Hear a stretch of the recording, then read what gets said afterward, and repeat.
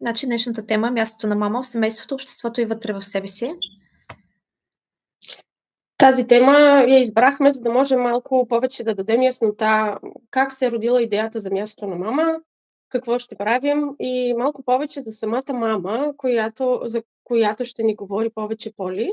Поли е семейен консултант и специален педагог. Тя ни помага. Здрасти, Ники! Николина, здравей! Здравейте, извинявайте за закъснението. Няма проблем. Няма проблем, ние сега започваме само и за теб да кажа, че правим запис този път на вебинара, така че да го имаш предвид, надявам се, че няма да те притеснява. След това ще го пуснем по социални мрежи и прецени дали ще се чувстваш удобно с камера или пък не. Не, няма проблем, веднага я пускам. Добре, благодаря. Да, Мария?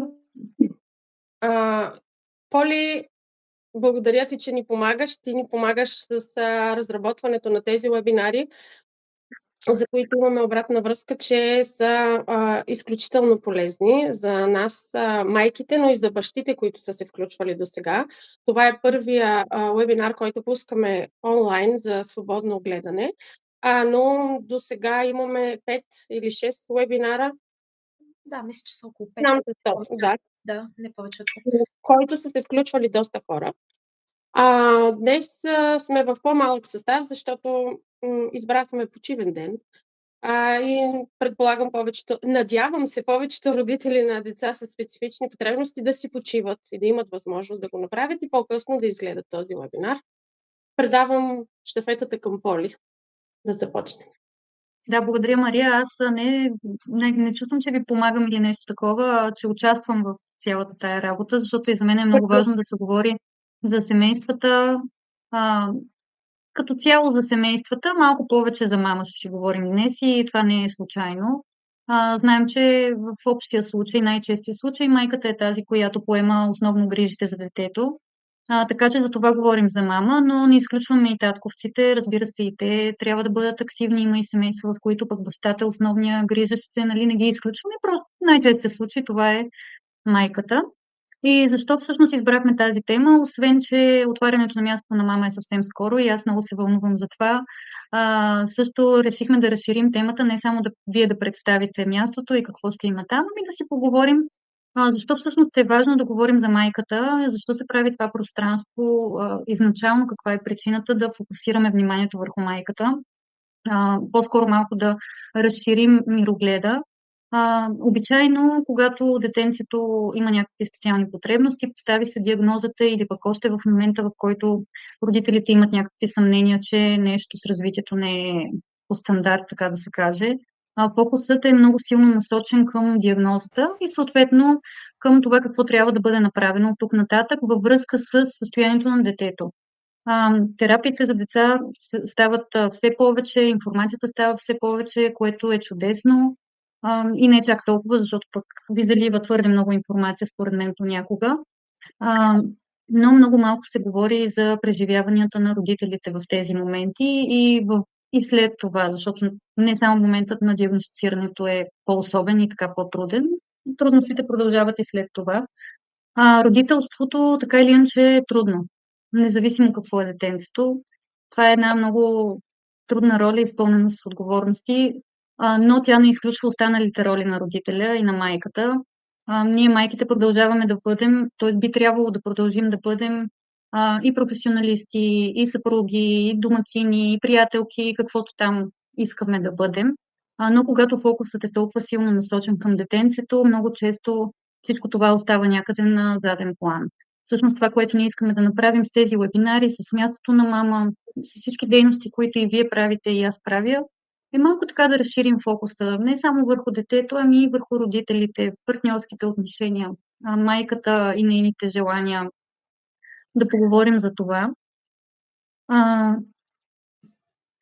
Зачитам се в слайда. Всички усилия са насочени към детето и никой не полага грижи за майката.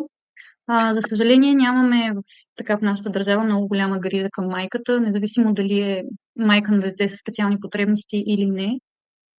Но пък ето, чрез нашите инициативи ние показваме, че нужда от такава грижа има и може би това ще бъде началото на пътя към създаването на услуги в грижа и на майката. Отваряме темата. За нас тя е важна и искаме да фокусираме вниманието и върху родителите и по-точно да поговорим за майката. Зори, давай следващия слайд да видим какво сме подготвили. Така, ще ми се в началото, може би Мария ти да кажеш, тъй като ти си майка на дете с специални потребности, как се случи така, че реши да създадеш тази фондация? И всъщност, аз знам, че наименованието е за децата с церебрална парализа, но всъщност в момента място на мама ще бъде място за майки на деца с всякакви нарушения, не конкретно церебрална парализа. Ще разкажеш ли как се случи идеята да има такава фондация, как след това се измени явно във времето, как достигна въобще до идеята за място на мама, защото това е едно напълно ново пространство, което в момента според мен никъде в България не съществува такова.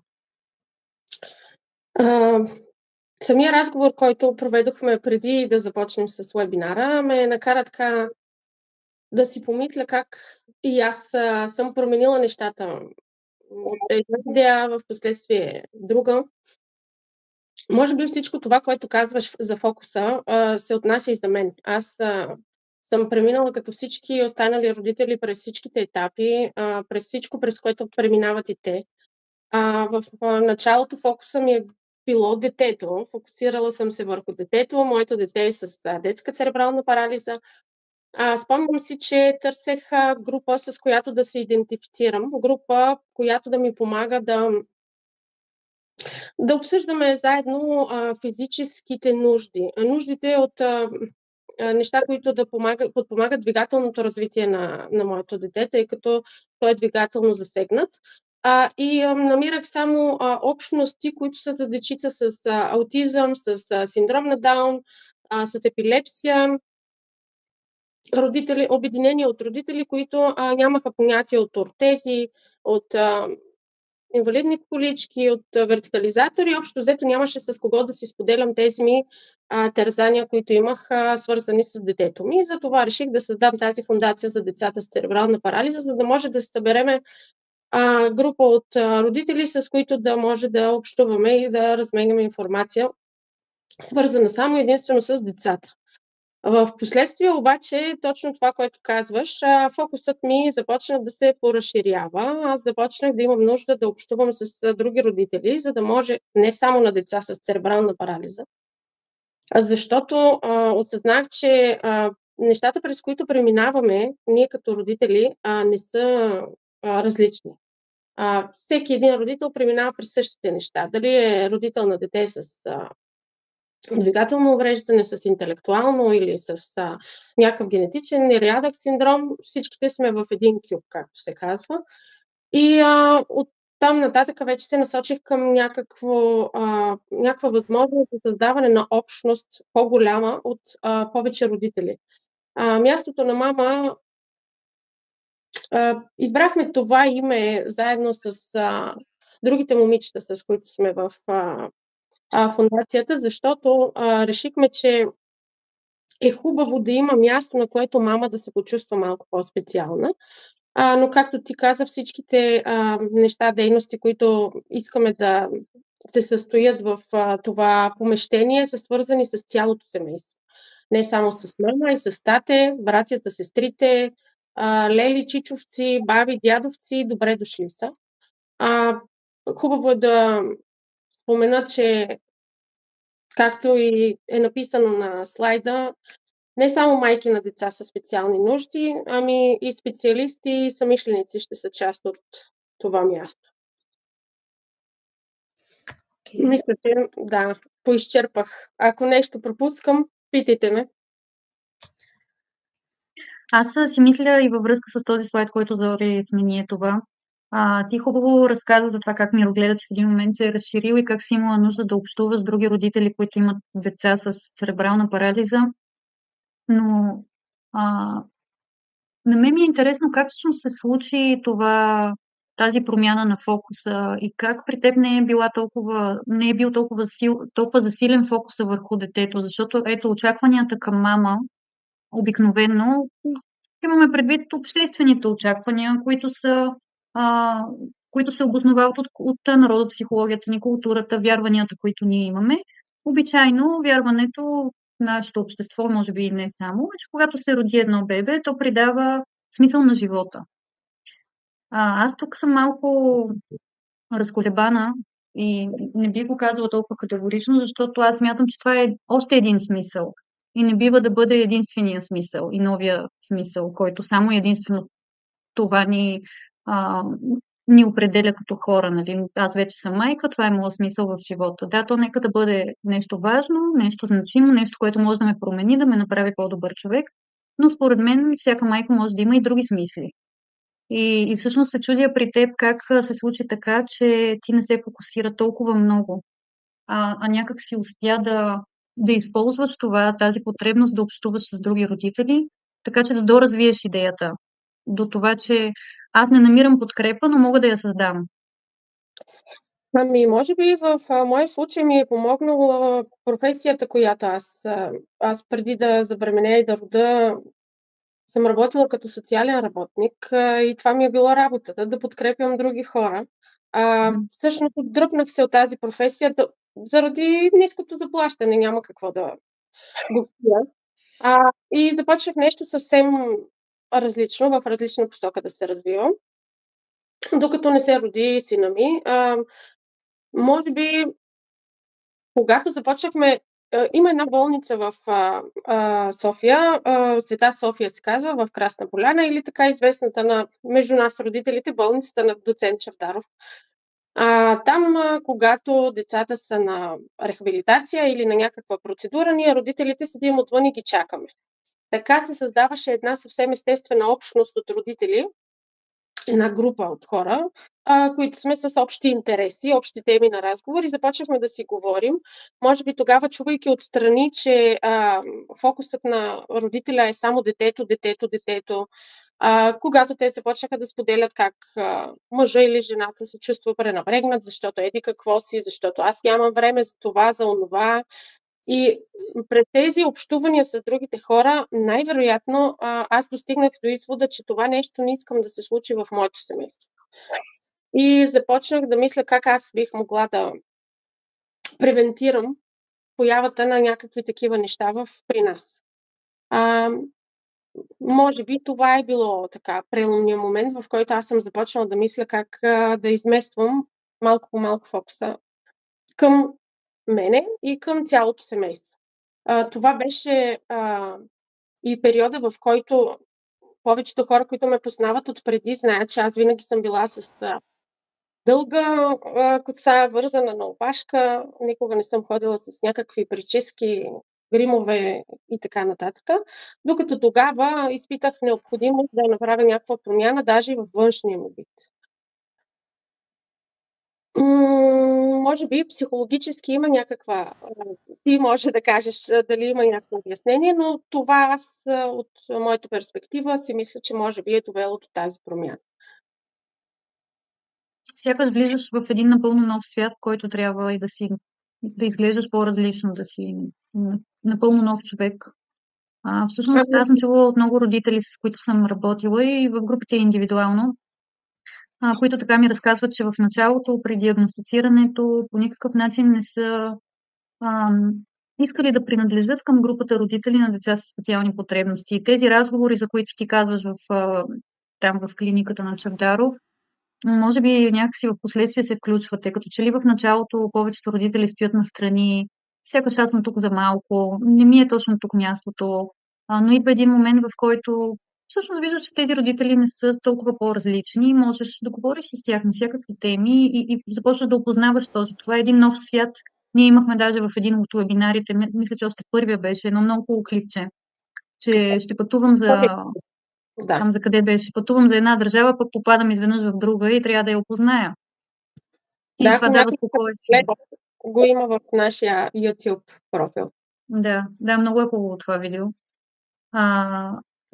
Ето следващата точка, че има очакване към мама да е подготвена и да знае. Сякаш майката за всичко трябва да е подготвена и всичко трябва да знае. Според мен това е очакване дори от партньори, от семейството. Не знам, вие ще кажете, но така съм го чувала аз. че се започва сега къде ще го водиш детето, какво му има и сякаш майката трябва да има готов отговор, което чисто емоционално така няма как да не напряга майката, защото всъщност имате ли право да не знаете, да се наложи да попитате. Ето тази общност, Мария, която ти започваш да създаваш, може би това означава. Аз не знам и искам да видя как се случват нещата, да има кого да попитам, към кого да се обърна. Това е един вид признание, че аз не съм подготвена за това предварително. Нямам информация, но това е окей. Има кой да попитам. Може би точно тези очаквания към мама, тя да е подготвена и всичко да знае, я спират да попита. Може би тя се чувства длъжна да знае всичко и не е удобно да търси информация или да пита други родители, защото смята, че всички ние знаем всичко. Не, никой от нас не знае нищо. Всички се учим. Учим се един от друг. Аз съм се учила от другите хора, както казах. Обратната връзка, когато сме се събирали там при Чавдар в тези групички неформални, винаги е била, че по някакъв начин им въздействам на хората положително.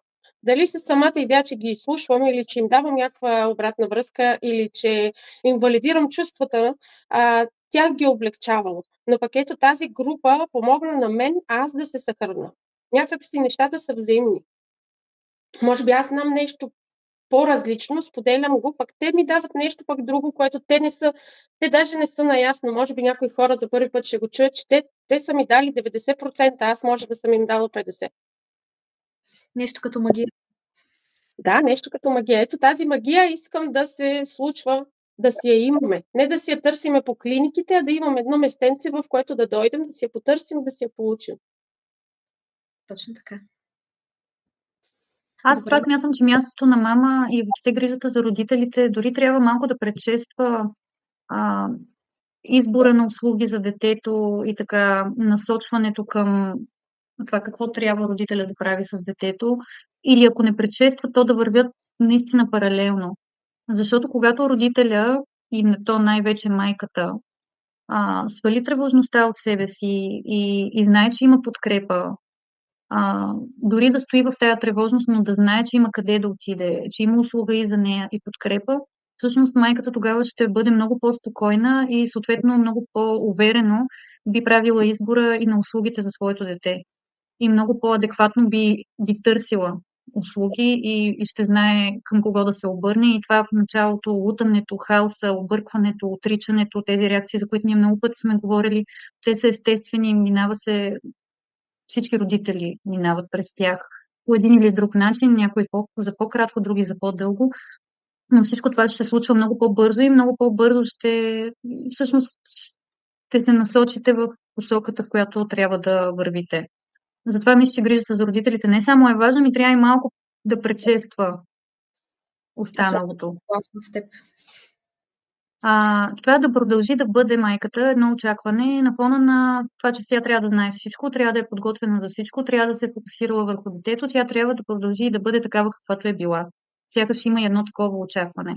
Да продължава да бъде, например, спокойна, отзивчива, да се справя добре в домакинството, да обръща същото внимание на съпруга си, което и преди това, да бъде същата приятелка. Имате ли усещането, че е имало такова очакване към вас? Аз по-скоро такова очакване имах сама от себе си. И това ме затрудняваше, защото ако допреди да трябва да водя детето 3-4 пъти на ден по терапия, имах време да правя абсолютно всичко, вече времето е същото, само че с повече ангажименти ти в един момент не можеш да се справиш. И не можеш да продължаваш да бъдеш, а се опитваш и това повишава тази тревожност. Според мен. Докато не започнах малко повече да делегирам отговорности върху разширеното ми семейство. Защото ако майката смята, че може всичко сама да направи, да, тя може, но до определено време. И след това вече започва да се уморява и да се преуморява. Спирам. Мария иска да каже нещо. Мария, заповядай. Да, здравейте пак. Аз пък тук имам друг опит. Някак си в един момент, даже по-скоро обратното, като че се получи, Все едно останалите по дефолт решиха, че аз нямам време за нищо друго. Има го и този момент. В един момент дори решават, не им е удобно да те поканат, примерно, да излезе, защото някак си мислят, бе, тя няма да може, надали е до това. Има го и обратното. В един момент сякаш автоматично те изключват понякога от някакви събития или нещо друго и то дори не го правят нарочно, колкото почва да им става неудобно. Тя дали сега ще може, дали да й се обажда, дали няма да я притесна. На мен много често хора са ми казали, че дори се притеснява да ми звъннат, защото не знаят дали ще е удобно и така нататък. Така че има го и това, според мен. Да, интересно. Гледна точка, да. Аз съм съгласна с Мария, да. Има го и този момент. Нека и Николина да се включи, иска да каже нещо. Аз се бях нагърбила с всичко. Да чистя, да готвя, да водя детето на гимнастика, да поемам цялата тежест за неговата диагноза, като си мислех, че така предпазва мъжа ми, нали? Но то беше обратно. Когато осъзнах, че двамата плюс децата трябва да поемат отговорност, кой с който може, почнах да си излизам, да си връщам колкото се може стария начин на живот. Мъжа ми да гледа децата, да знам, че мога да му ги оставя през целия ден и мен да ме няма, защото това майчинство няма да свърши след втората година моето, ще свърши някога в бъдещето.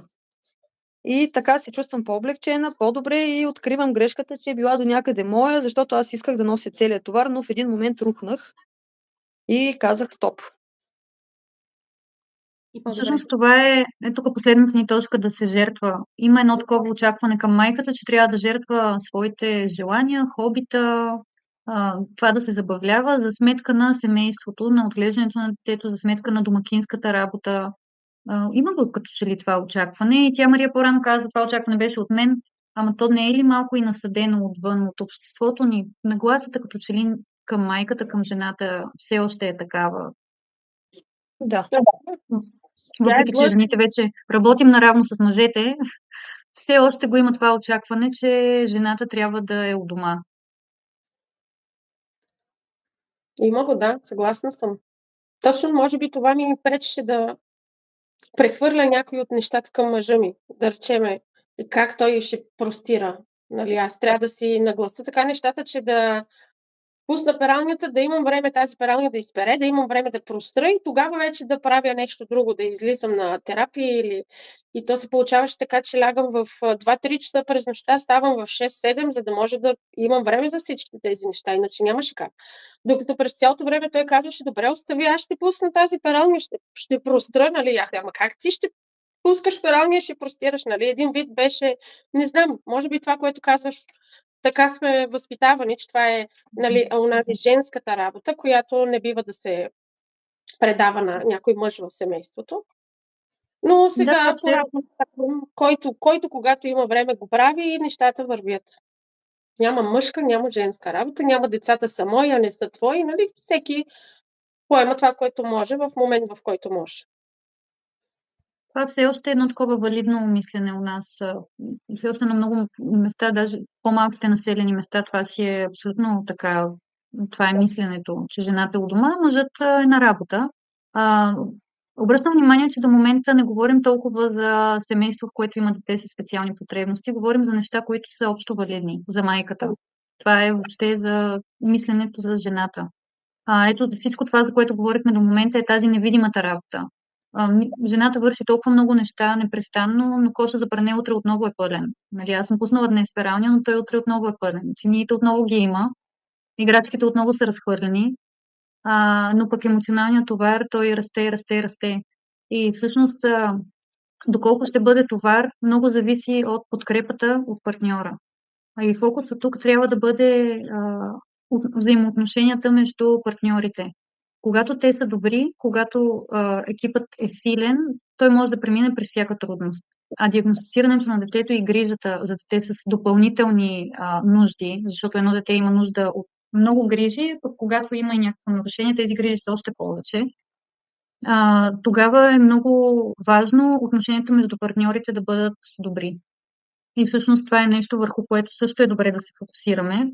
Нали, не само върху детето, ами и върху тези отношения. До голяма степен зависи от тези отношения, по какъв начин ще върви родителството.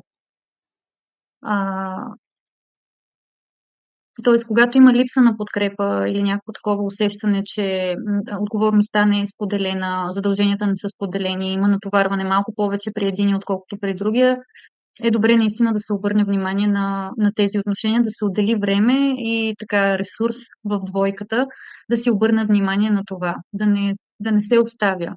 Много е важно.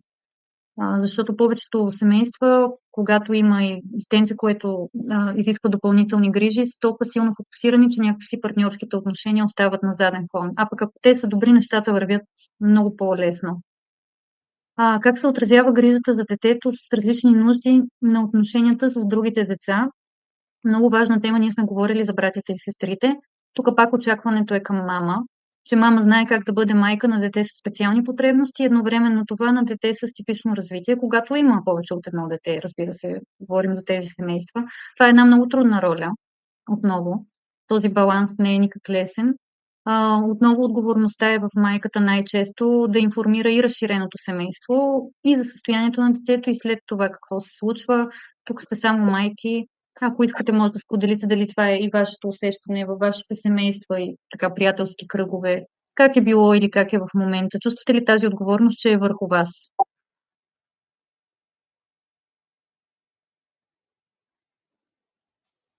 Аз мога да кажа. Заповядай, да. На мен ми беше много трудно моето разширено семейство да приеме диагнозата, но сега да. И ми беше много трудно да разберат, че той не е различен от другите. Да не го лигавят. Аз трябваше да им казвам, че трябва да се държат с него като нормалните деца. Преди питаха мен дали ще яде това или дали ще яде онова. Не го питат него, обръщат се към мен. Аз трябва да дам отговор за всичко. Дали ще яде, дали ще пие, дали ще ходи на тоалетна, за всичко. Но не се обръщаха към него. Сега вече се научиха да се държат колкото се може нормално с него, като нормален човек.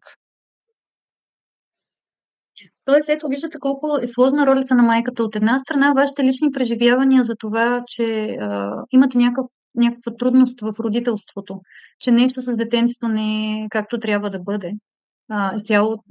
Всички решения, които трябва да взимате относно терапии, прегледи, относно вашето професионално развитие много често, когато майката става личен асистент или когато се налага да премине на почасова работа, гъвкаво работно време, да смени професия и така нататък. И на всичкото това отгоре. И грижата сякаш и за разширеното семейство и информираността. Грижа казвам, защото майки са ми споделили, че дори са имали притеснения как тяхната майка, т.е. бабата, ще приеме това, че детето е съседи какво си. Дори тази мисъл, този емоционален товар отново сякаш стои при майката и пак връщам към партньора, че това може да бъде всъщност поделено и би трябвало да бъде така. Аз искам да ти кажа, че в моето семейство се случи така, че примерно свекър и свекърва ми чак сега, 6 години по-късно, започват да приемат, че внука им има проблем и че той е точно такъв какъвто е. Нали, в началото виждаха, че има нещо, че нещата не са както трябва, но те гледаха да обвинят системата, лекарите, нали, нямало е. Когато разбрахме на 3 годишна възраст диагнозата на нашето дете, те веднага отрекоха, че това са правилните резултати. За тях това не можеше да бъде възможно. Някой друг трябваше да е виновен, а не генетиката, да кажем, както е в нашия случай. И така много трудно ни протичаше въобще комуникацията вътре в семейството. И въобще начина, по който се прие всичко това. И ние като цяло, и като семейство, като партньори, с мъжа ми много трудно, как да кажа, много горчеви хапки имахме от приятели, от семейство, относно приемането на това, че ние имаме дете с увреждане. Нали, има много хора, които не се сетиха въобще, че е нужно по някакъв начин да застанат до нас, без значение по какъв начин. Просто не се сетиха за това. И по този начин, всъщност, нали, на мен ми стана ясно, че трябваше да се затворим по някакъв начин, да се съхраним по някакъв начин като семейство, докато нещата се положат и хората започват да ни приемат като семейство, като такова, дали е нормално, дали е ненормално семейство, но да ни приемат такива каквито сме. Просто трябваше да мине определено време. И точно в този момент всъщност се радвам, че се появи идеята за мястото на мама и Мария, защото определено имах нужда от нещо подобно. Общност, към която да се присъединя и да помагам с нещо малко да си, как да кажа, отнеса мислите в някаква друга посока, но в същото време да е съзидателно по някакъв начин. Така че разширеното семейство и приемането от баби, дядовци, чичовци, лели и така нататък до голяма степен е изключително важно. И ако нямаше силна връзка с партньора си, с човека до теб, наистина една майка би могла да се почувства изключително самотна в този момент. Мария, заповядай. Да, исках същото да кажа за ролята на мама в разширеното семейство, че тя, освен информираност и баланса, включително имам чувството понякога, че поддържа психическата стабилност на всички. Защото когато мама е силна, под някаква форма всички успяват да се съберат. А когато тя има своите моменти на слабост, тогава вижда как изведнъж всички започват да изпадат в паника и да се чудат какво става. И това наистина е сериозна отговорност. Аз също го отчитам в моето разширено семейство. Стигам до там, че аз съм тази, която ги успокоява спокойно. Нещата са такива, каквито са. Малко поемаш наистина голям товар. И все едно нямаш право понякога ти да не си добре, защото виждаш как всички останали веднага те следват. И това наистина тежи като отговорност. Okay. Да, и може би, Зори, това, което ти каза, че семейството ти се така малко затворило в един момент, е една такава много нормална реакция, естествена. Когато човек е под много силен стрес, той трябва да намери някаква стратегия за справяне, нали, така ги наричаме. И ако ти нямаш готова изградена такава, защото до този момент не си се сблъсквала с тази трудност конкретно, това, което ние естествено правим, е да се затворим, да се изолираме, защото не можем да понесем повече. Ние имаме някакъв капацитет. Нали? Това е нормално, всеки има капацитет. И ти си казваш, аз не мога да се справя с емоциите на всички хора около мен и затова се затварям, докато изградя новата стратегия, с която да започна да се справям. И явно и това се е случило и в твоето семейство. Всички тези емоции на разширеното семейство, на реакциите на приятелите. Вие сте си казали, ние с това не можем да се справим, затова се затваряме и ги оставяме някъде покрай нас, без да достигат до нас. И в момента, в който вече сте, може би, с твоя съпруг така, сте поговорили, при вас нещата са се поуталожили, сте се усетили отново силни, сте се отворили и вече се справяте. А пък тези отстрани по някакъв начин са се понаредили, както и те са могли. Но реакцията, която ти каза на твоето разширено семейство, че са отричали и не са вярвали, всъщност е от тези реакции, които ние сме си говорили, които се случват при родителите. Те се случват и при разширеното семейство, да. Това отричане, гнева, обвинението, нали, трябва да има причина. Някъде трябва да посоча някой и да каже, ето това е причината, защото това често е много важно за родителя да знае защо. Много често и не се знае. В нашия случай, заболяването е генетично, един вид причината е невидима. И някакси те твърде абстрактно им идваше, за да приемат нещо подобно. И да не говорим, че когато му обясниш по-задълбочено, повечето хора нямат толкова задълбочени познания за това какво е това генетично заболяване, откъде идва и как става. И когато обясниш, те почват да се обиждат, нали, едва ли не, те са го носили, те са го предали, те започват лично да се обиждат, че видиш ли, те също са причина, може би, за да се случи ето това, което се е случило. Аз мисля, че тук ще обсъдихме всичко от следващия слайд. Зори, премести да видим слайда. Почти всичко, но да. Как ни виждат хората отвън? Тук аз няма да говоря, по-скоро вие говорете по този слайд, момичета, и всички, които сте се включили днес, може да споделите как усещате. Тук що споделихме тези неща, нали? Как ни виждат хората, че с всичко трябва да се справим. Това, което каза и Мария сериозната отговорност, която носим за психическото състояние на абсолютно всички. Не само на нас или на детето, а всички. От това как ние се чувстваме, зависи как се чувстват всички около нас. Примерно аз съм типичен пример за това как се чувстват майките, с които общувам. Защото общувам вече и с много родители на деца с специфични потребности. И ето Зори сподели един пример, в който съм и помогнала по някакъв начин да се справи с затварянето и отново да се открие, като примерно съм я поканила да помага, дала съм и нов начин, Нов поглед, да. нов поглед върху нещата, че тя може да е полезна, нали? И че тя е полезна. Нали? Нейният опит, който е дали повече горчив или не, той е полезен. Защото още в началото казах, разговорите ми с родителите в онази импровизирана общност, група за подкрепа, са ми дали 90% от нещата, които аз знам сега. И благодарение на този опит, който близо 4 години в такива неформални групички, аз сега мога съвсем спокойно да работя върху създаването на тази общност и ето това силата на общността, да съм сигурна, че ние имаме тази сила. Че с споделяне и че с обмисляне и реализиране на идеи, които смятаме, че ще са полезни, ще си помогнем. Мисля си как ако, може би, тези останалите, които ни слушат и след това хора, които ни чуят, може да си кажат, ами да, и какво от това? Ние се чувстваме по този начин, на нас ни е трудно, нашите семейства реагират по този начин и защо го говорим въобще, нали, какво от това? Ми се иска за това да поговорим, че всъщност споделянето и казването, че аз се чувствам по този начин, ама чакай малко и ти се чувстваш по този начин, ние всички се чувстваме по този начин. Нали, той може да не бъде едно към едно един и същ, но сходен.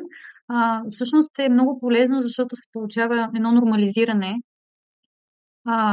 Човек си казва, предполагам, вие си казвате, аз май не съм сама в това нещо. Ето има и други хора, които се чувстват по този начин.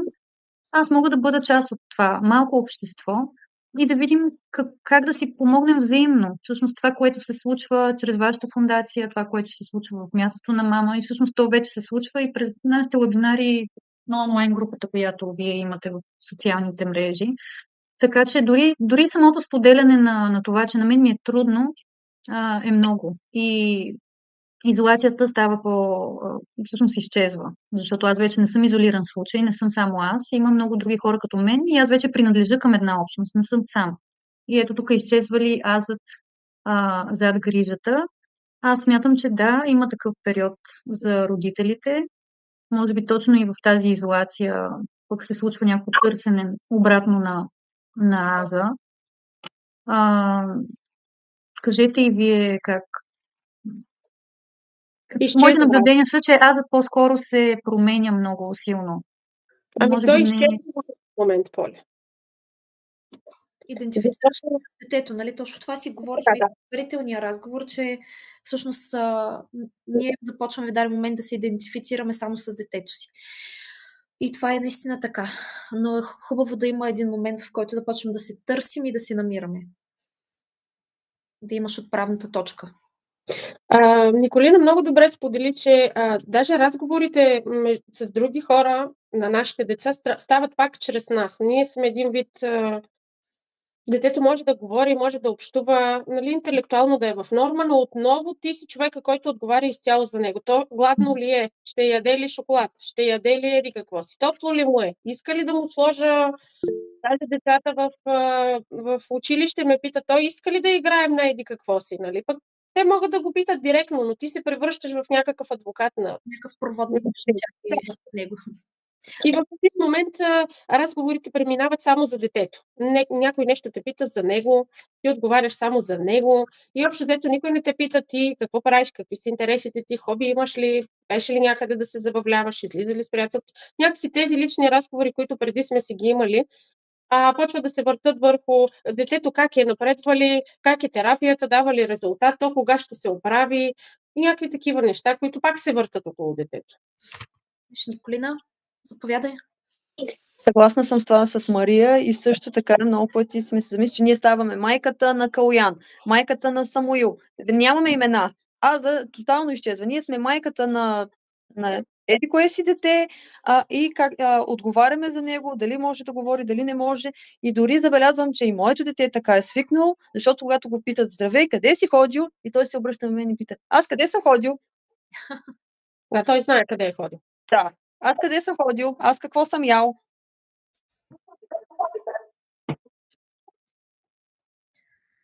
Лесно ли е да оставите детето да отговаря? Тоест, дали този факт, който всички казвате, не е някакси двупосочен? И през вашата грижа и тревожност, може би. Според мен е навик. Не дали е лесно или трудно. Много е лесно той да отговори. Но навик е, може би, на мен, на хората, които стоят срещу мен и не го познават, може би, толкова добре, включително и на детето. Да. В много случаи сме вземали думата да обясняваме. Примерно, доста често ни се налага да ходим на различни прегледи.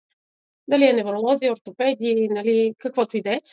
И нашата система е такава, че няма електронно досие или както се нарича там, в което да може да се види цялата история на заболяването и общо дето ти почваш да приказваш всичко. Нали? Те поне 2 или 3 пъти в месец, поне през 2 или през 3 месеца, детето чува с тебе и чува как ти обясняваш на някакви хора какво яде, какво пие, къде ходи, нали, всичките тези неща. И вече в един момент, когато някой външен човек те пита: вие къде сте ходили, и то те пита тебе: ние къде сме ходили.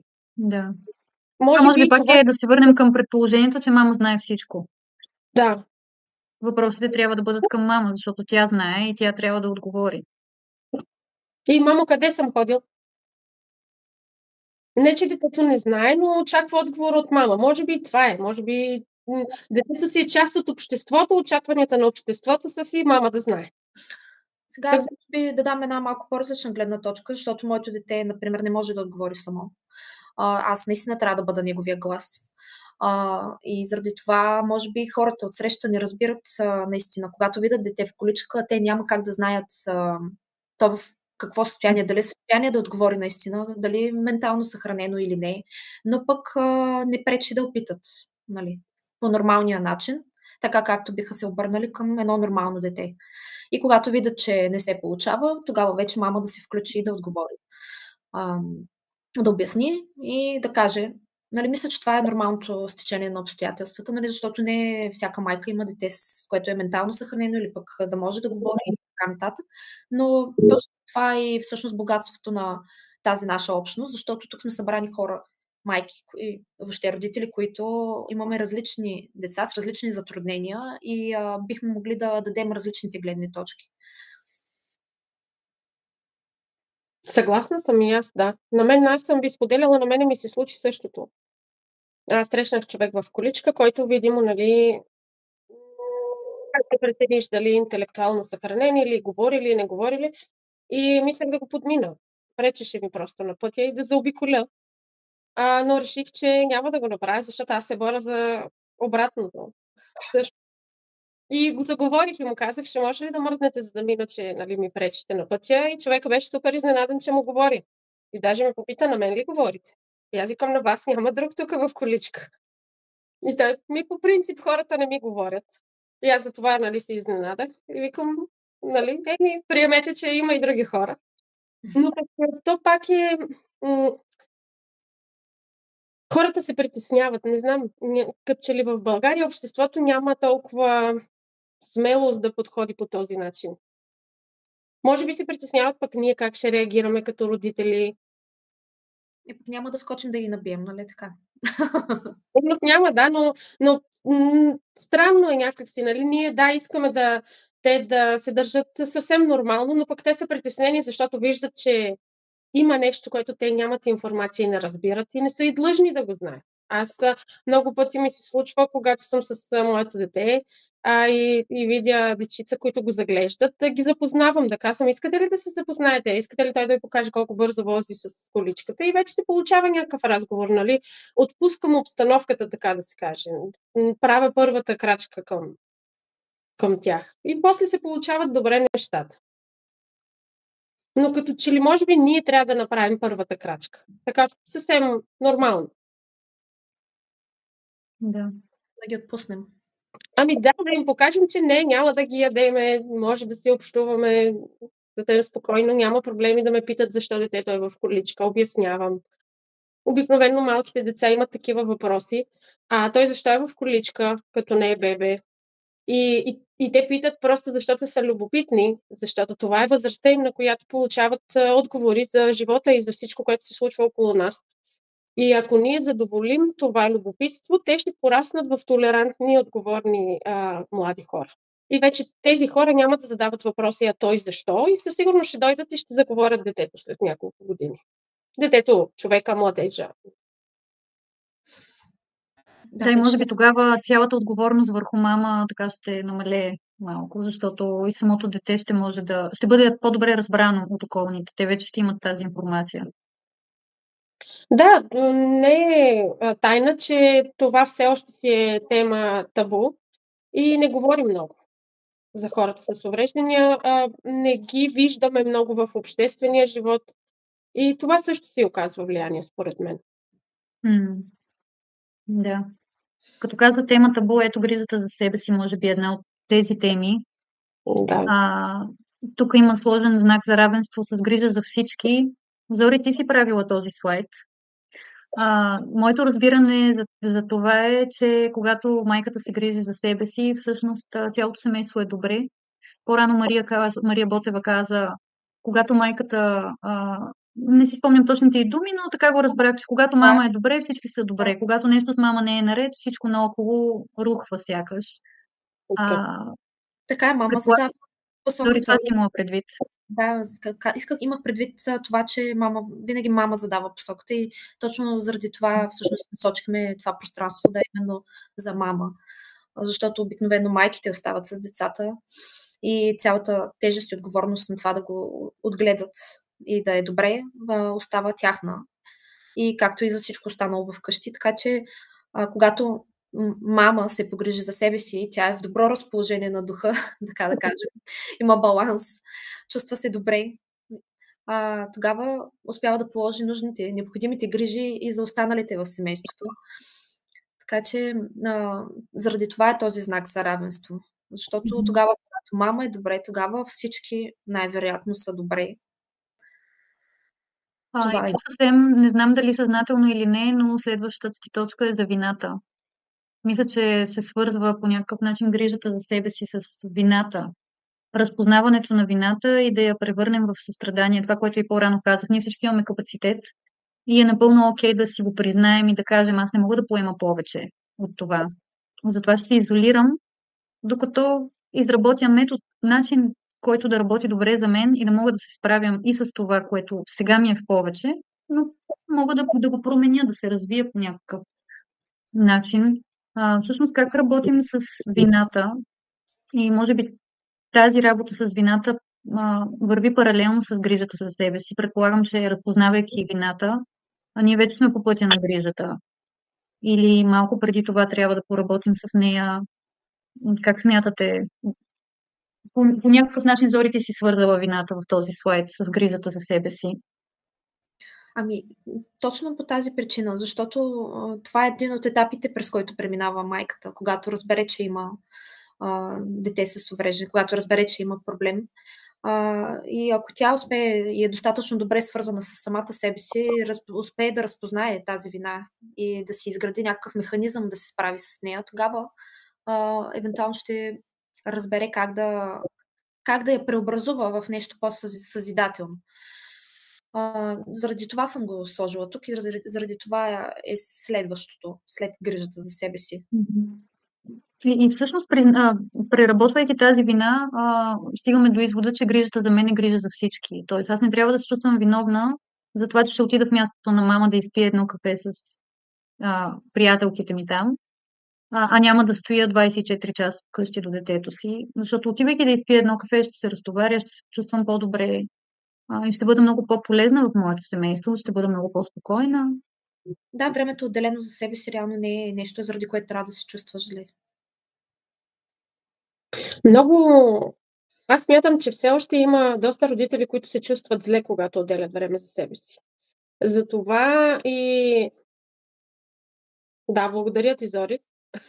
Затова и смятам, че в мястото на мама като пространство и кауза в началото ще сме много малко майки.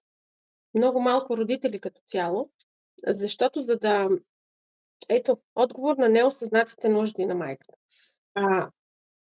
Когато изпитваш вина, когато фокусът ти е прекалено концентриран върху детето, когато не можеш да разшириш мирогледа си, то защото си зациклил на едно място и може би имаш наистина нужда да се поговориш с хора като нас, с хора като теб, с други хора, с различни хора, които да ти дадат техните гледни точки и ти да ги пречупиш през собственото си изживяване. Чак тогава, когато започнеш да осъзнаваш собствените си нужди, чак тогава ще дойдеш.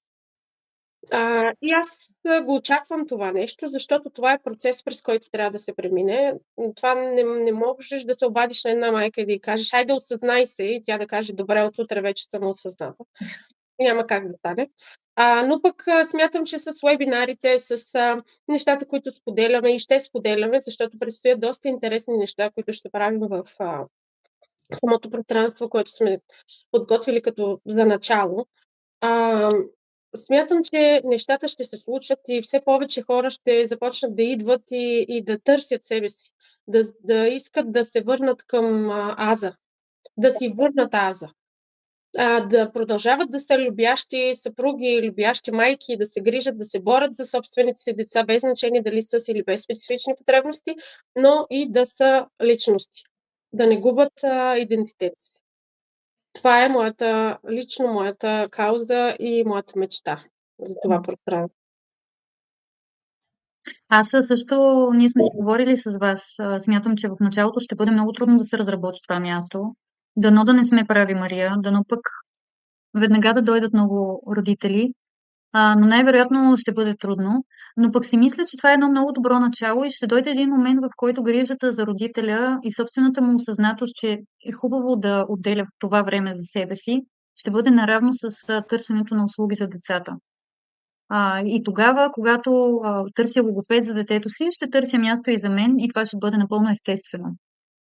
Затова сега ще бъде трудно, но вярвам, че е някаква стъпка и то много голяма първа стъпка, която ще доведе и до този момент, в който това място постоянно ще ври кефил живот вътре и ще има нови родители, които ще знаят да водя детето си там, а аз отивам там, защото там има кой да ме посрещне, има кой да ме подкрепи и аз ще се чувствам по-добре и това е също толкова важно, колкото и да заведа детето си на каквато там терапия има нужда то.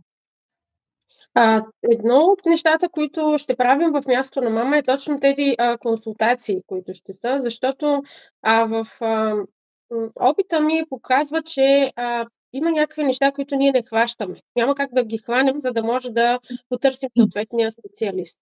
Аз много съжалявам, че Софи не е тук с нас, но ще споделя нейната история, защото тя я споделяла доста пъти. Няма проблеми с това да се чуе публично, но нейното детенце беше на 6 години, когато разбраха, че има 100% глухота с едното ухо. Това нещо е нямало как в смисъл, те няма как да потърсят слухово-речеви рехабилитатор, без да знаят, че имат нужда от такъв. Докато когато правим някакви такива консултации, има специални педагози в мястото на мама, които да са с децата, винаги може да им светне една лампичка, която да насочи родителите към допълнително изследване или преглед, така че това нещо да се установи по-навреме и да може да се сложи, да речем, както в случая, слухово апаратче, но доста по-рано. За да може детето вече в първи клас да си тръгне наравно с връстниците си. Това е един пример, в който ние ще бъдем полезни на децата. Нали, на родителя като консултация и насоки, но пък на децата като начин на въздействие и терапия. Заповядай, Николина. Аз също искам да дам пример с такава помощ. Пак с неговоренето на моето дете, но този път не беше с чуването, а от това, където аз му пречих, че това, че аз го разбирах, нямаше нужда да комуникираме между нас, само с и аз разбирах той какво има. И до такава степен не бях разбрала, докато Мария не ме върна и не ми каза, че това дете е на 3 години и половина и то не говори. Не говори не защото не може, а защото няма потребност да говори, защото аз го разбирам и за него аз бях напълно достатъчна да го разбирам. И за 2 месеца нещата се промениха от това, че тя ми даде обратна връзка. Аз я разбрах и той говори. Никой специалист не ми го каза. Това дете от 7-месечно ходеше на логопед и логопедката ми повтаряше: няма проблеми, ще се оправи. Ще му дойде времето. Благодаря за споделянето. В случая ще си позволя, защото Николина няма да има против, да изкоментирам този случай, но това е защото се познаваме и нали, имали сме възможност да общуваме, както примерно бих имала възможност да общувам и с други деца и родители в мястото на мама за по-дълго време. И всъщност това е резултат от моите наблюдения върху отношенията им помежду им, тъй като детето наистина беше свикнало всичко да се върши през мама и не създаваше социални контакти с други хора и това неговорене му пречеше да си ги създава и нямаше пречка той да не проговори, освен факта, че говореше през майка му и тя изземваше функциите. И проведох един съвсем нормален разговор с нея, нали, дали забелязва някакви такива неща и тя всъщност сама си достигна до извода какво искам да й кажа, нали, не съм ми го казала. Но тя сама, както казах, споделянето трябва да води до някакво обмисляне от наша страна, как това нещо, което другия човек ми казва, би могло да ми помогне в моя случай. И тя много добре се вслуша в това, което аз съм ми дала като някаква обратна връзка, си го проконтролира и нещата са, резултатите са на лице. Детето говори с цели изречения, нали, по-социално е, общува и аз мога само да съм много щастлива от този факт. Това е много хубав пример за това колко е важна екипността между специалистите и родителите. То все по-често ми се струва, че специалисти дават обратна връзка на родителите, но явно не е достатъчно. В случая, това, което Николина ти разказа, наистина колко малко е трябвало на твоето дете всъщност да проговори. Въпреки логопеда, всъщност причината е била... Със сигурност и логопеда е допринесъл, нали, да не омаловажаваме работата му, но пък ето твоята роля е била много силна.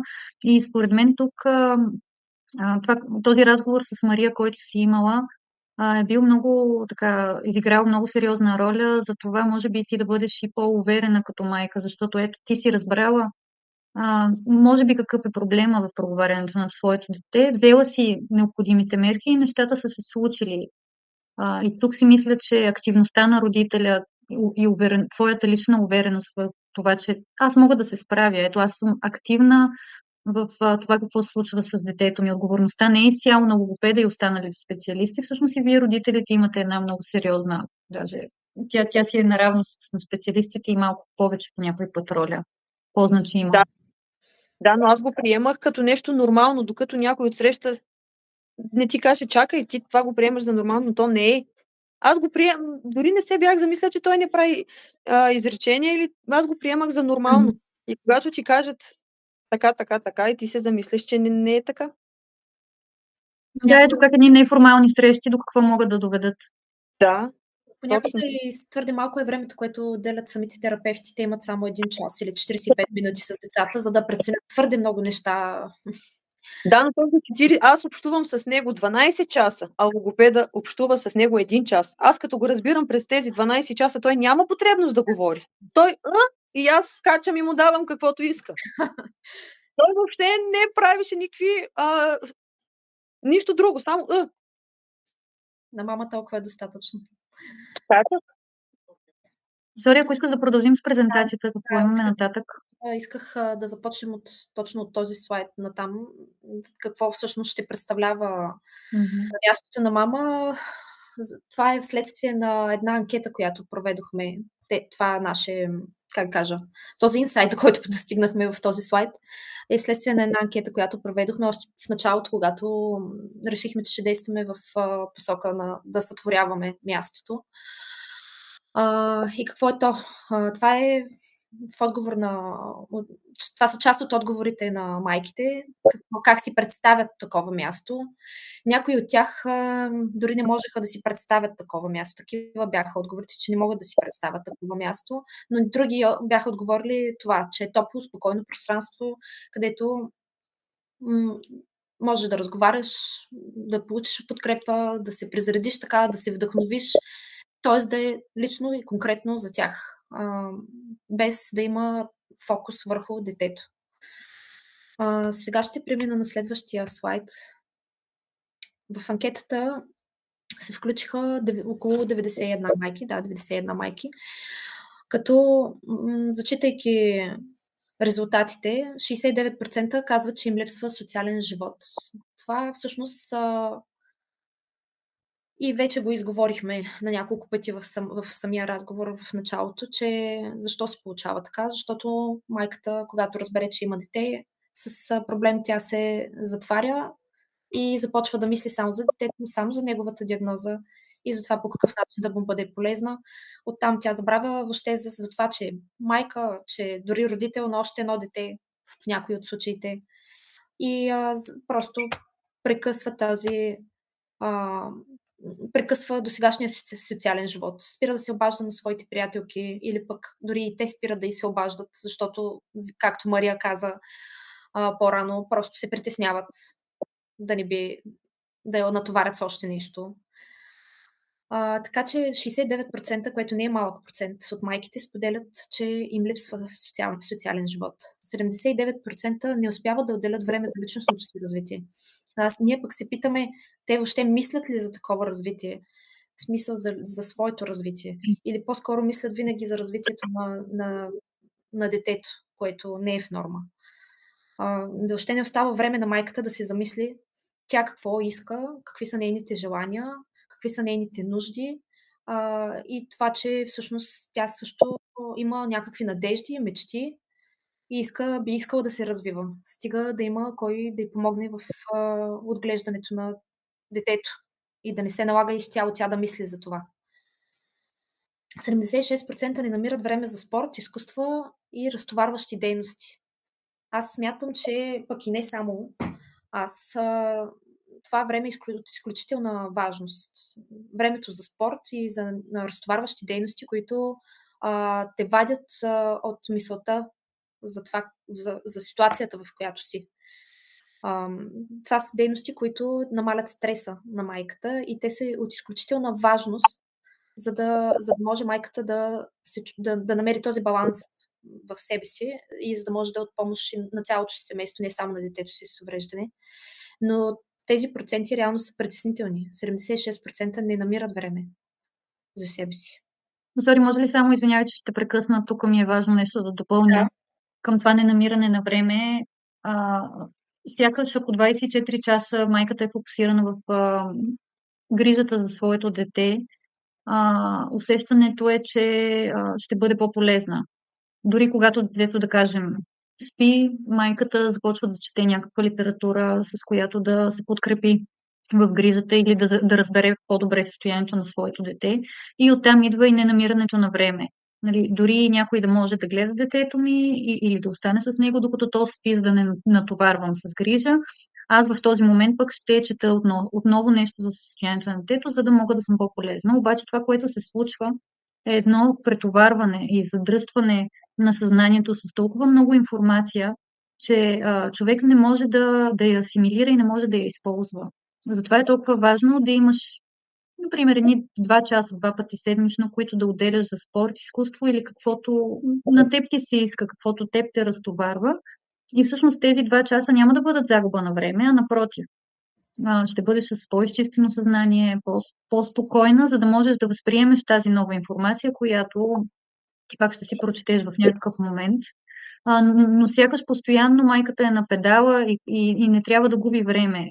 Усеща се, аз когато съм говорила с родители, съм усещала сякаш е в една постоянна надпревара с времето. Един маратон, мисля, че пак в един вебинар бяхме направили такова сравнение или някъде друга да го бях срещала, че родителството е като маратон. Постоянно трябва да се надбягваш с нещо и няма време за почивка. А всъщност това е необходимост. Това отделяне за себе си не трябва и тук да се изпитва вина, според мен никаква. Да не говорим, че е грижа и за здравето, например спорта, както и разходката, което е много важно, всъщност най-важното. Да сме в кондиция здравословно. Точно Да, така. това исках да допълня. Благодаря. Така, продължавайки натам, 44% не се чувстват прияти от обществото. Но всъщност мисля, и то когато са с детето си, защото нали, това е основният белег, по който ни разпознават, че сме, може би, от една друга общност. Но реално ние как се идентифицираме в това общество? Чувстваме ли се въобще част от това общество, когато сме с детето си? Не знам, някой може да сподели как се чувства като част от обществото. Най-вероятно. Обществото още не е готово за различните, според мен. Да, има хора, които понякога знаят как да общуват, но повечето, според мен, се страхуват. Не от незнанието, от това как да общуват с тези деца. Може би си мислят, че ние се страхуваме или че ние се притесняваме, но ние нямаме такива притеснения. Те самите се притесняват как да се държат с децата. И такива са и моите наблюдения. Да. Просто се притесняват, както казахме по-рано. 72% чувстват, че семейството им не съответства на стандартите. Но какво са стандартите? В смисъл, какви са стандартите? Какво е стандартно семейство? Какво всичко да ти е наредено, подредено, децата ти да са топ състезатели по даден спорт или да са на първо място на олимпиадата по математика. Нали, какво означава нормално семейство? Да, аз точно това щях да споделя, че ако този въпрос беше зададен и можеше да участват всички хора, без значение дали са родители на деца с специфични потребности, процентът щеше да е по-голям. Защото доста хора не се чувстват, че са стандартното семейство по един или друг начин. Нали? Ние тук сме заложили заради уврежданията на децата си, но пък, както каза ти, някой може да не се чувства добре, защото децата му не учат в частно училище, примерно, и да смята, че не е по стандартите на обществото. Но тук тези неща смятам, че ние си ги определяме. Ние вътрешно как ти се чувстваш. Как се чувстваш? Да. Защото аз не смятам, че моето семейство, примерно, е извън стандартите. Стандартно си. Майка, дете, майка, баща, деца, родители и така. Нормално, да. Да. И всъщност друго интересно, което излезе от анкетата е, че всъщност 52% от родителите на деца с увреждания са отбелязали, че има на кого да оставят детето си понякога, но всъщност те не знаят как да оползотворят това време за себе си. Защо се получава така?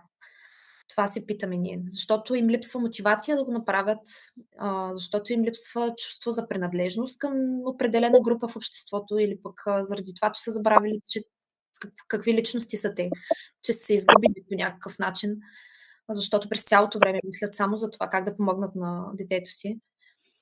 И ето тук буквално изваден цитат на майка, която е отговорила: дори когато имам време, не знам какво да правя с него. Това е точно така. Ние просто забравяме за себе си. И наистина не знаем какво да правим с времето си тогава, когато го има. Не знаем как да го оползотворим.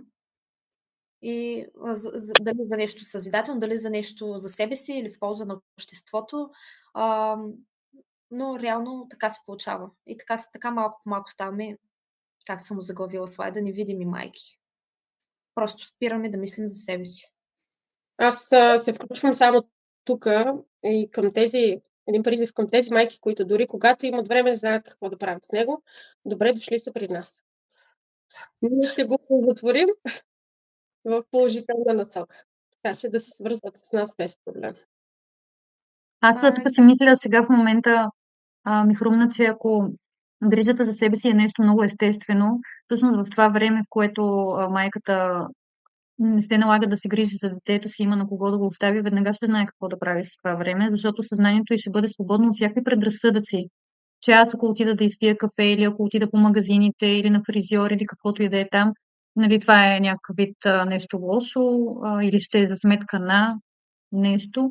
Ако тя е освободена от тези предразсъдъци, това време веднага си мисля, че ще бъде оползотворено. И отделно, че може да отиде в мястото на мама и да разтовари. Аз ще ви разкажа нещо от личния ми опит. Придружавах моето дете в детската градина до 4-та група. В 4-та група го преместих тук в една наша селска детска градина, в която месец и половина го придружавах и след месец и половина госпожите ми казаха: "Ма той се справя много добре сам, нали? Всъщност, ако искаш, нали, може да го оставиш, ако не имаш доверие, да го оставиш за няколко часа и да отидеш да пиеш кафе, нещо, да си свършиш някаква работа." Това нещо аз даже в най-смелите си мечти не съм си го представила, защото винаги съм била с него. И това, нали, 6 години, всеки божи ден, аз и той заедно 24 часа. И в един момент тези хора ми казват: "Остави го", при което аз го оставям. По онова време майка ми все още беше работеща, сега е пенсионерка и мога да си позволя да го оставям за по час-два, но тогава все още тя работеше и нямаше наистина кой да го поеме и аз наистина нямах тези 1-2 часа свободни.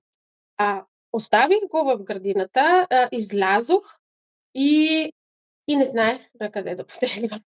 Мисля, не знаех какво да правя, но не защото имам някакви предразсъдъци. Просто по-скоро ето това третото от предишния слайд, забравя на лична идентичност. Ти дотолкова фокусът ти е детето и всичко свързано с него, и с детето знаеш какво да правиш, но забравиш какво да правиш със себе си. И реално по това време го нямаше мястото на мама. Нямаше къде да отида. Иначе ако го имаше, сигурно щях да отида натам.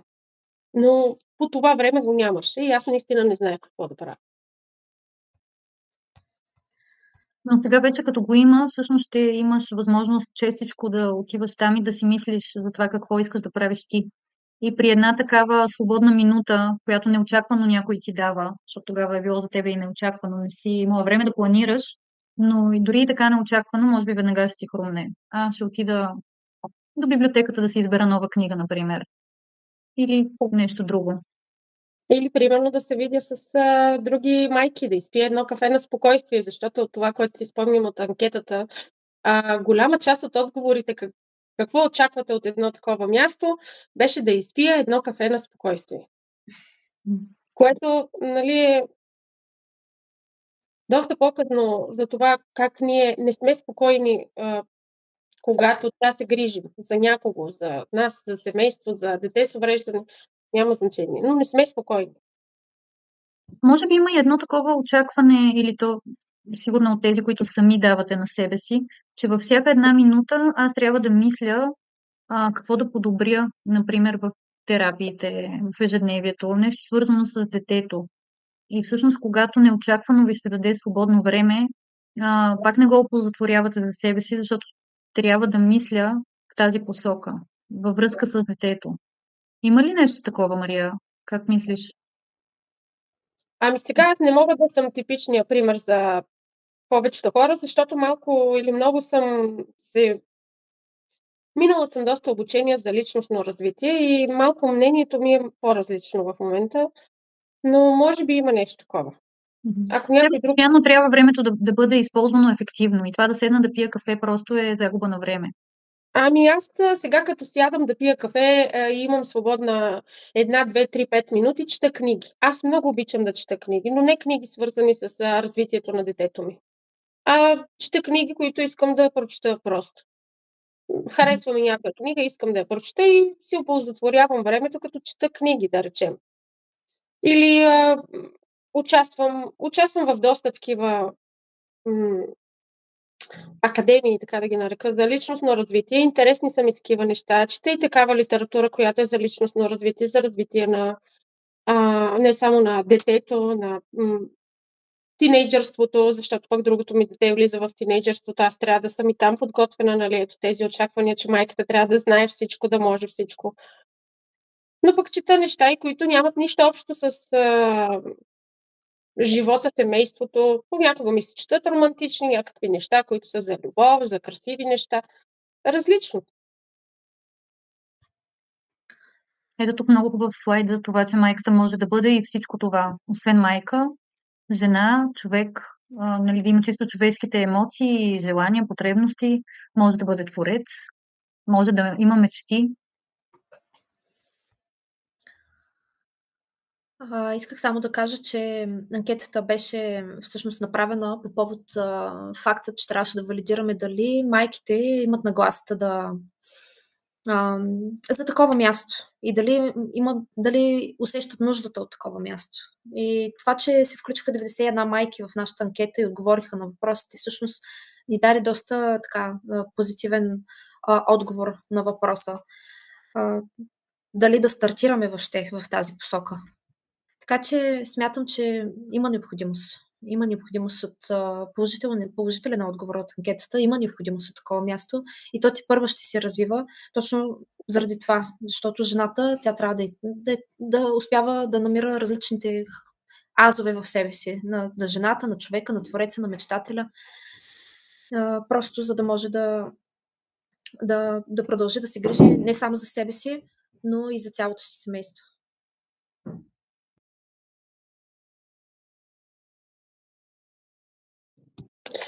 Може би може да минем към следващия слайд и аз тук мога да ви споделя. Това е проекта на мястото на мама, който съвсем скоро ще стане факт. От няколко години се опитваме да изградим това пространство, като се забавихме. И аз бих искала да обясня защо. Забавихме се, защото, за съжаление, оцелихме две по-скоро, доста лоши за бизнеса години. Това бяха годините по COVID-а, 2021 и 2022, когато бизнесът беше, знаете, много зле. Хората не работеха, започнаха да уволняват хора, да освобождават, да съкращават, да минават на онлайн. Пък всичко, което ние правиме е с дарителство, с помощта на дарители. И не успявахме да намирахме много съмишленици, които са за идеята, за каузата. Смятаха, че е страхотно, но всички те казваха: изчакайте само да започнем да работим, нали, да имаме някакви приходи в фирмите, за да можем да ви подпомагаме. И всъщност края на 2022 и началото на 2023 година вече така започнаха да се отзовават хората малко по малко, който с каквото може, с труд, с материали, за да може 2 години вече по-късно това място да е факт. Ако зависеше от нас и имахме финансовата възможност и физическата също, защото ние сме само 3 души, основно в това пространство мога да кажа, че аз 90% от времето съм влагала усилия тука, което означава, че един човек, нали, една птичка пролет не прави, но малко по малко успяхме да го направим и скоро ще стане факт. Това, което мога да кажа към момента е, че очакваме мебелите само да ги сглобят, да ги монтират по-скоро, те са сглобени и са при нас. И ще обявим, следете в социалните медии, ще обявим съвсем скоро датата на откриване на това пространство, което се намира на Султан Тепе номер 18. Квартал Елборище, град София. Сега, може би да спестя време, за да не пускам това клипче, за да може, вече сме извън времето, което обявихме. Просто в него се вижда още от самото начало как изглежда мястото, преди да започне ремонта и всъщност как е възникнала идеята, но ще го пропусна. По-късно ще имате възможност да го гледате в самата презентация. Аз само ще кажа, че започнахме с помещение, което беше бивш ресторант. Преобразихме го така, че да стане уютно, светло, като сме подменили абсолютно всичко. Подменили сме електрическата инсталация, подменили сме гипс картон, тавани, дограми от едната страна, абсолютно всичко е ново. подови настилки, врати, прозорци. Така че ще ви очакваме. За да как беше тихо, уютно, просторно. Тихо, Да. утро.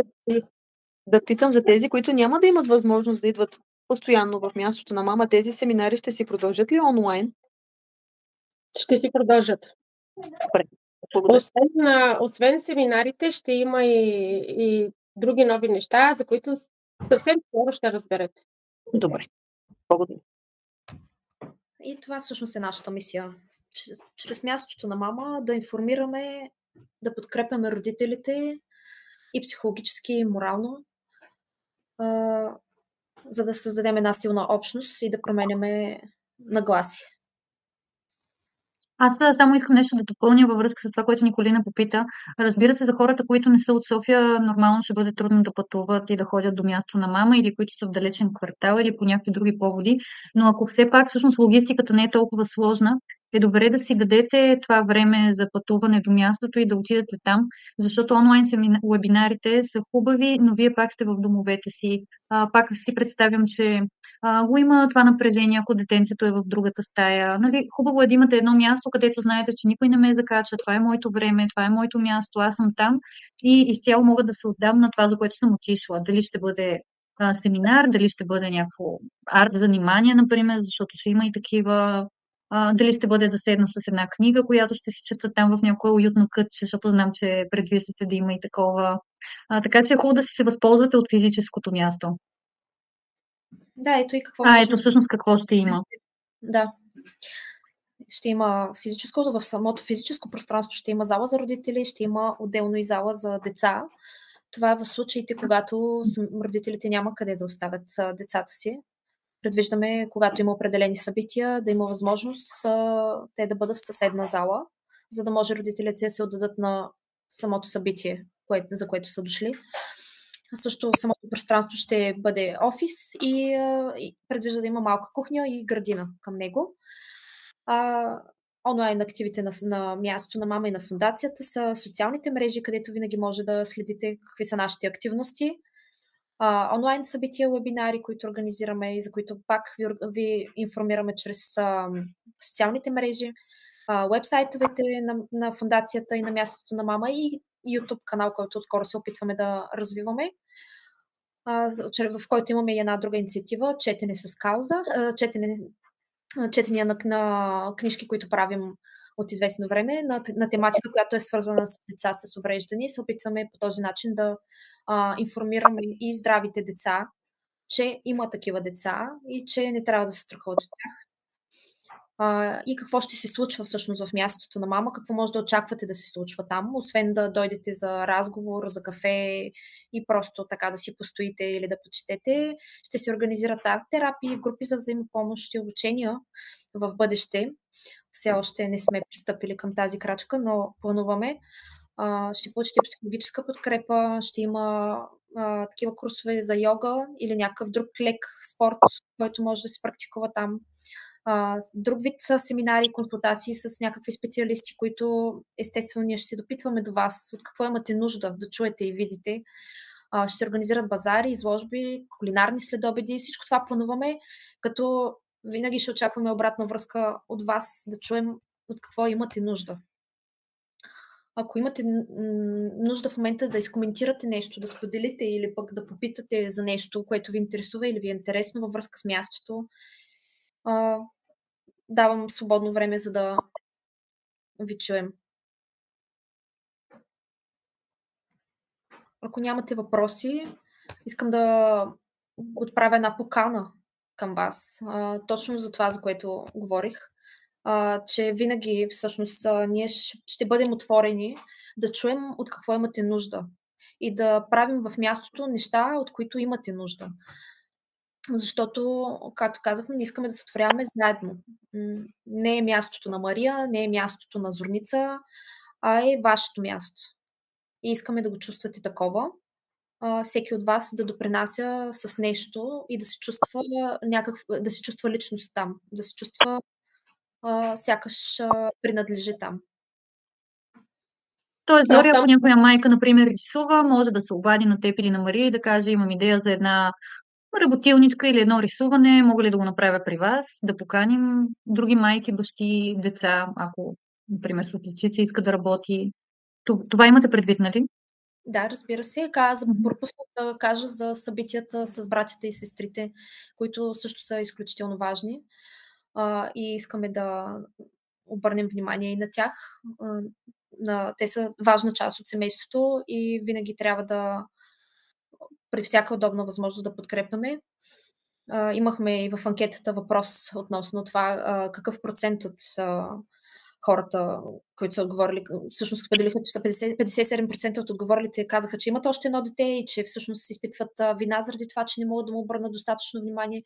Затова ние решихме, че ще бъде пространство и за тях, където ще организират събития и за тях.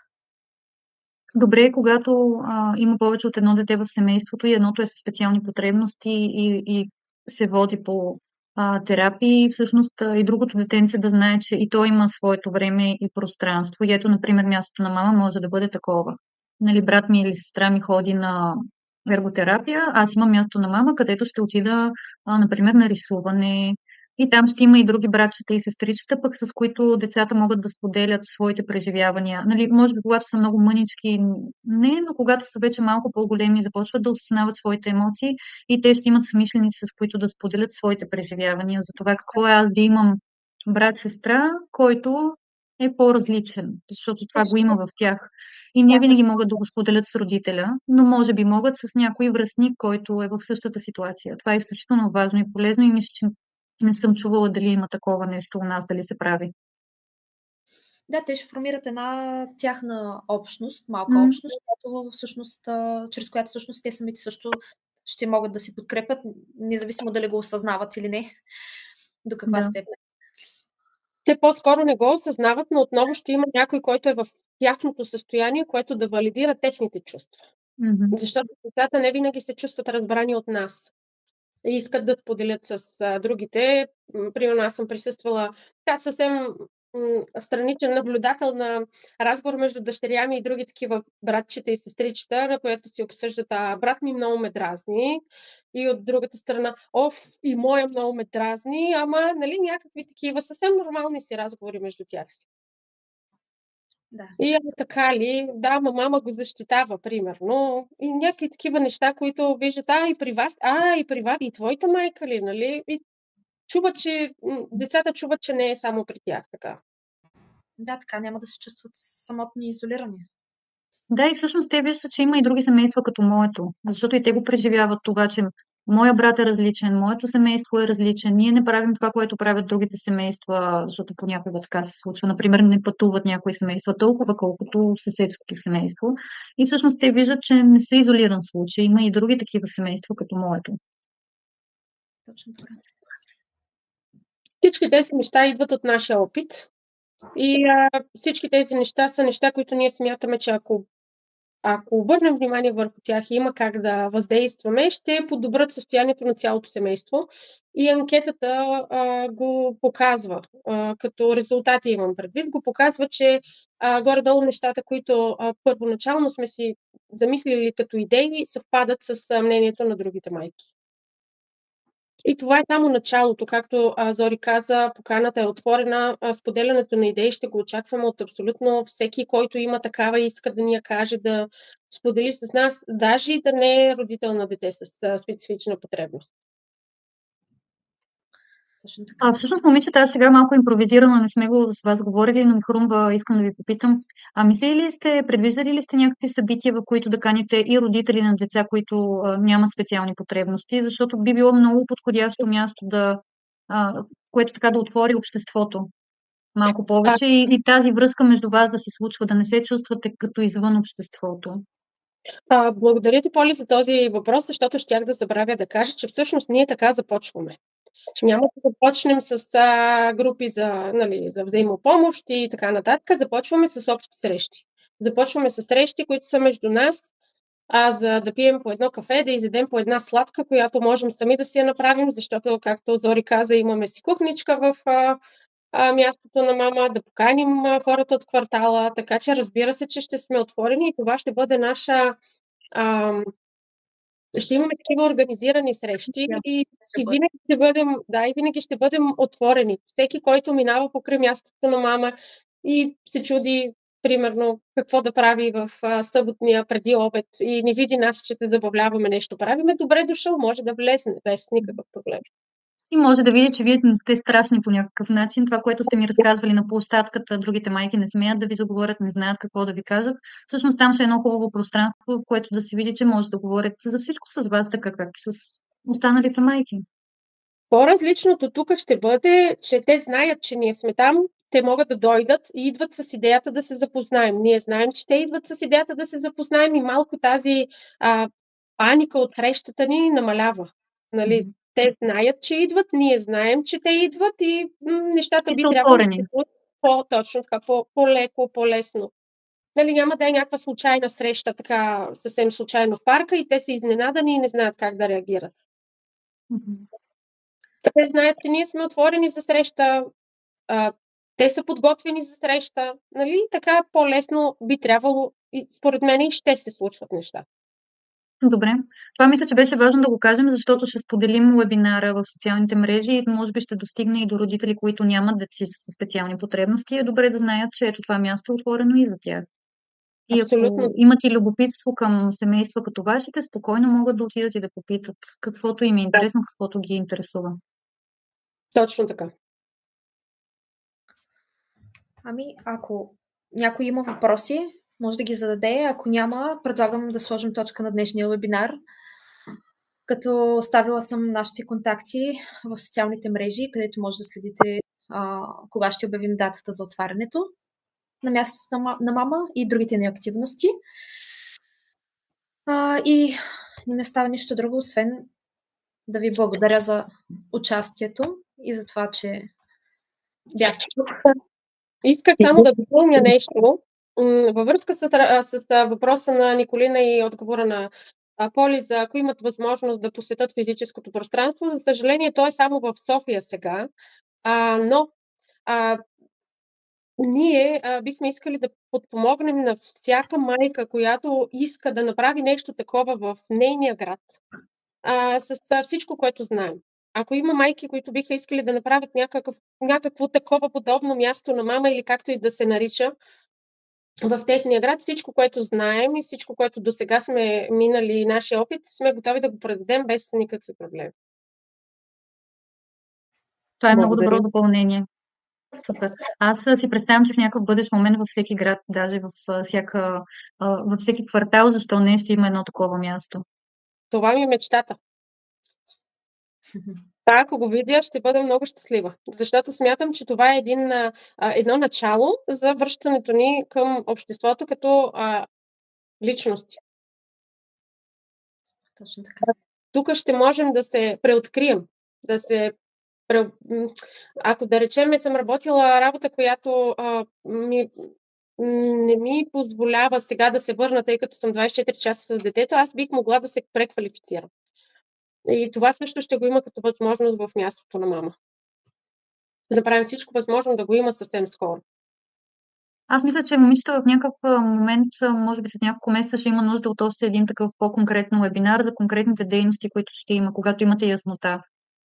Защото предвиждате много неща, много полезни и е хубаво вече и в конкретика да се влезе в някакъв момент.